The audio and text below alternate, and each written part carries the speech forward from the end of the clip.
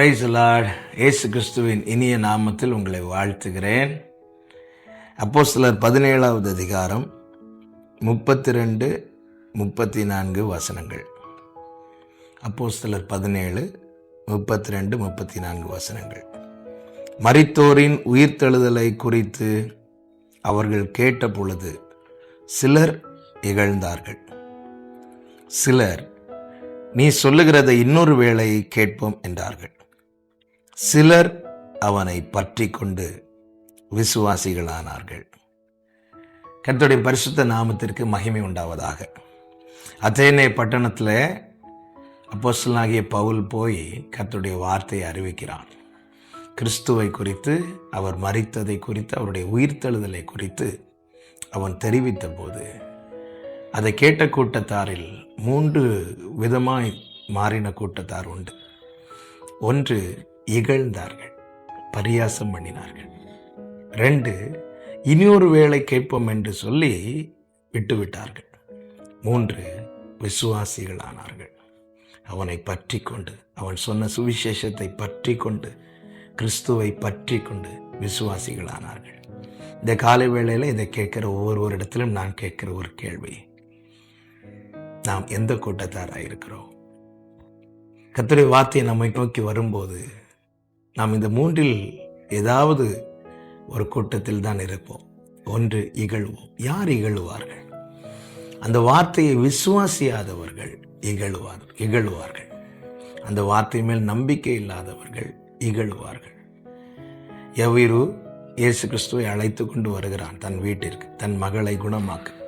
வருகிற வழியிலே வந்து சொல்லுகிறார்கள், உன் மகள் மரித்து விட்டாள் என்று. ஆனாலும் இயேசு கிறிஸ்து அவனை பார்த்து, பயப்படாது, விசுவாசம் உள்ளவனாக இரு என்று சொல்லி அழைத்து வரும்போது வீட்டின் முன்பாக இருந்து சிலர் அழுது கொண்டிருக்கிறார்கள். இயேசு அவர்களை பார்த்து சொல்லுகிறார், ஏன் அழுகிறீர்கள்? அழ வேண்டாம், அவள் நித்திரையாக இருக்கிறாள் என்று சொன்னபோது அழுது கொண்டிருந்தவர்கள் நகைத்தார்கள் என்று வேதம் சொல்லுகிறது. ஏன் நகைத்தார்கள் தெரியுமா? அவர்களால் இது நம்ப முடியவில்லை, அவர்களால் இது விசுவாசிக்க முடியவில்லை. அப்படி என்றால் கர்த்தருடைய வார்த்தையை விசுவாசியாதவர்கள் எந்த கூட்டத்தார்? இகழ்கிற கூட்டத்தார், பரியாசம் பண்ணுகிற கூட்டத்தார்.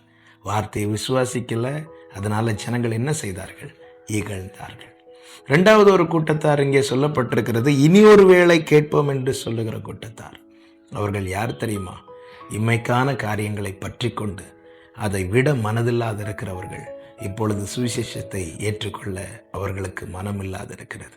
அவர்கள்தான் இனி ஒரு வேளை கேட்போம். இன்று எங்களால் இதை கேட்க முடியாது, இன்று எங்களால் இதை விசுவாசித்து அல்லது அவருடையவர்களாக எங்களால் மாற முடியாது. இப்படிப்பட்டவர்கள் யார் என்றால், இப்படிப்பட்டவர்கள் இம்மைக்கான சில காரியங்களை பற்றி கொண்டிருக்கிறவர்கள். கர்த்தருக்கு மகிமை உண்டாவதாக. அப்போஸ்தல நடபடிகள் 24வது அதிகாரத்தில் தேசாதிபதியாகிய பேலிக்ஸ் என்பவன் பவுலை அழைத்து அனுப்புகிறான். பவுல் வந்து சுவிசேஷத்தை, தன்னுடைய சாட்சியை சொன்னபோது இந்த பேலிக்ஸு, நீங்கள் பார்த்தீங்கன்னா தெரியும், 24 முதல் பார்த்தீர்களேனால் 25வது வசனத்தில் பேலிக்ஸ் சொல்லுவான் பாருங்கள், இப்பொழுது நீ போகலாம், எனக்கு சமயமான போது உன்னை அழைப்பிப்பேன் என்கிறான். எதனால் இப்படி சொல்லுகிறான்? இப்பொழுது அவனுக்கு உள்ளே பயம் வருகிறது. அவனை விசுவாசிக்க பண்ணத்தக்க வார்த்தை பவுல் மூலமாய் வெளிப்படுத்தப்படுகிறது. ஆனாலும் இப்பொழுது அவனால் ஏற்றுக்கொள்ள மனதில்லை. ஏன் ஏற்றுக்கொள்ள மனதில்லை? அதனுடைய 26வது வசனத்தை நீங்கள் பார்த்தீங்கன்னா தெரியும். மேலும் அவன் பவுலை விடுதலை பண்ணும்படி தனக்கு அவன் பணம் கொடுப்பான் என்று நம்பிக்கையுள்ளவனாயிருந்தான். பணம் கொடுப்பான் என்று. அப்போ பணத்து மேல் அவனுக்கு ஆசை இருந்ததுனால அவனை நோக்கி வந்த கிருபையை அவன் தட்டி விட்டான். அவனை நோக்கி வந்த, அவனை இரட்சிப்புக்கு ஏதுவாய் நடத்துகிற வார்த்தைகளை அவன் தட்டி விட்டான். இப்படிப்பட்டவர்கள் தான் இனி ஒரு வேளை பார்ப்போம் என்று அதை தள்ளுகிறவர்கள்.